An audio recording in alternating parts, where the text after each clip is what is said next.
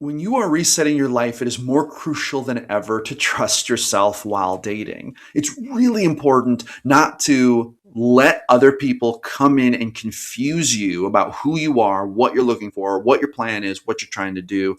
I have been online dating as I get back into the dating scene.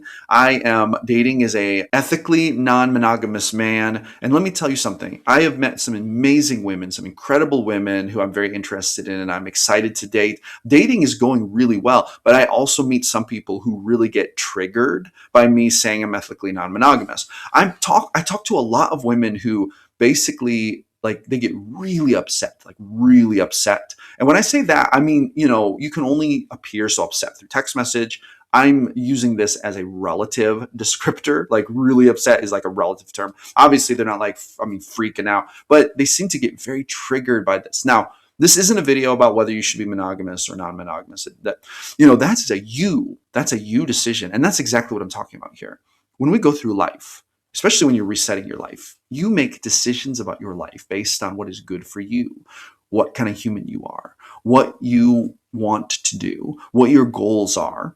We make decisions because we believe that we are a certain type of human and that we want to live a certain type of way.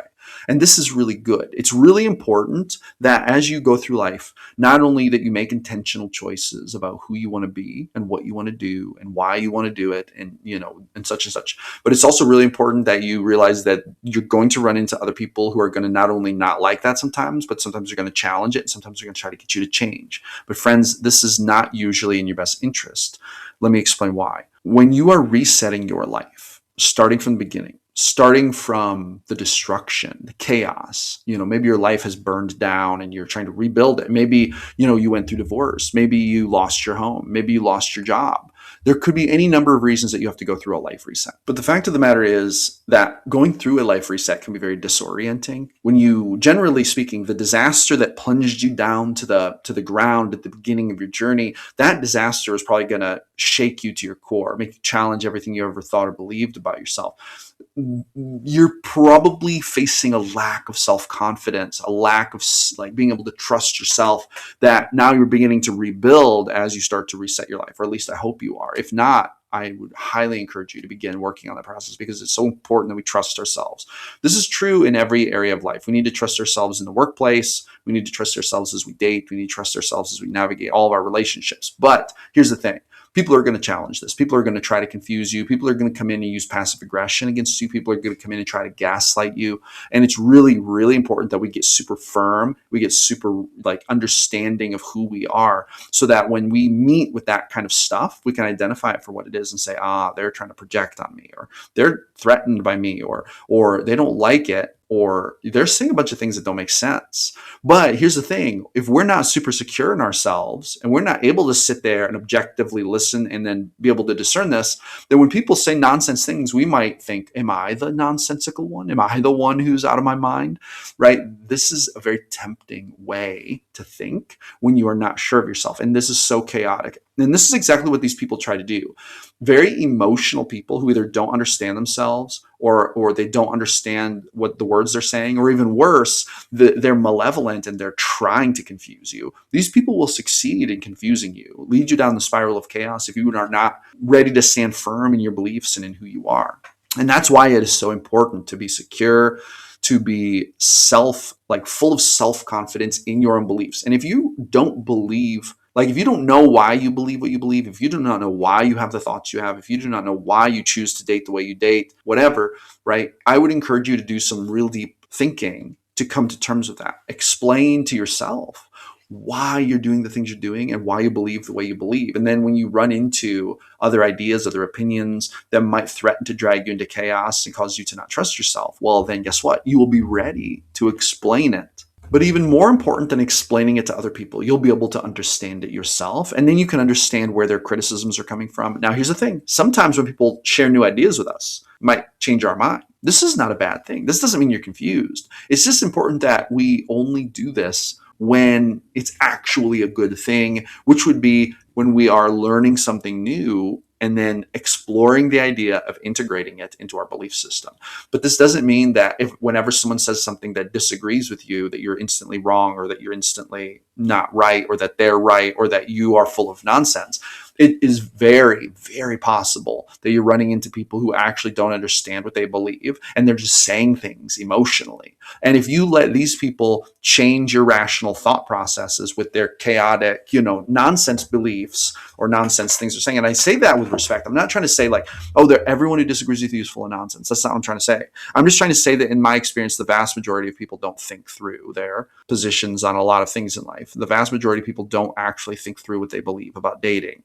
They don't actually think through what they believe about how to select the right partner. They don't actually think through, how to succeed at business, in their job, as a leader. Most people don't actually think through very much. And you probably know this. If you've been through a life reset, you've probably had to do a lot of thinking about your own life, your own circumstance.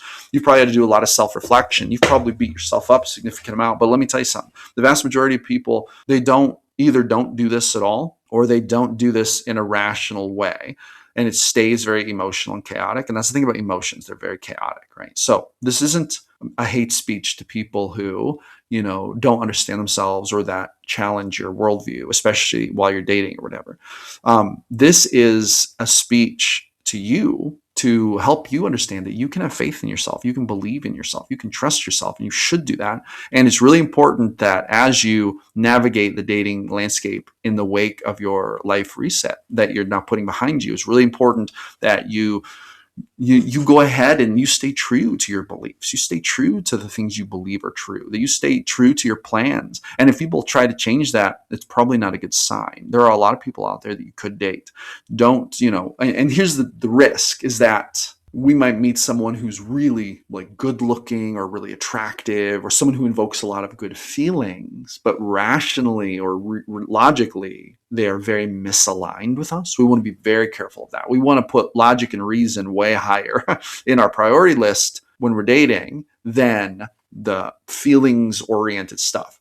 The feelings oriented stuff is great, and hopefully you can find the best of both worlds. But I'm just telling you right now that this is where a lot of people get lost in the process. This is where a lot of people start making compromises that actually lead them to bad places, because they start living in ways that they don't actually believe in. They start doing things in a way that they don't actually believe in. They start accepting things that they don't actually believe they should accept, but they start doing it because they start to question themselves, or because they prioritize the feelings they get over the reasonable boundaries or thought ideas or beliefs or purpose or meaning that they actually believe deep inside of them. Friend, you may not be perfect, but you are the only person who's trying to steer the ship of your life in a good direction.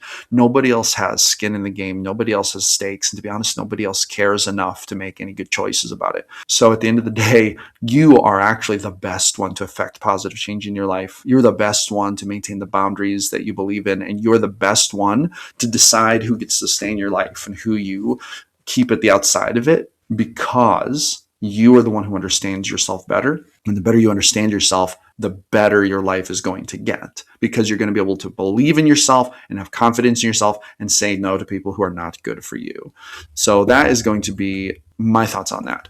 The Life Reset Collective, this channel, exists to support individuals rebuilding their lives after loss, trauma, burnout, or major life transition. Through soul-deep encouragement, sacred wisdom, and practical tools, we walk with you as you begin again, with intention, self-compassion, and courage. We believe healing is non-linear, that everyone deserves a second chance, and that your story isn't over. This is just a new beginning. Friends, thank you so much for coming back to the Life Reset Collective. My name is Josh. I will see you awesome people on the next one.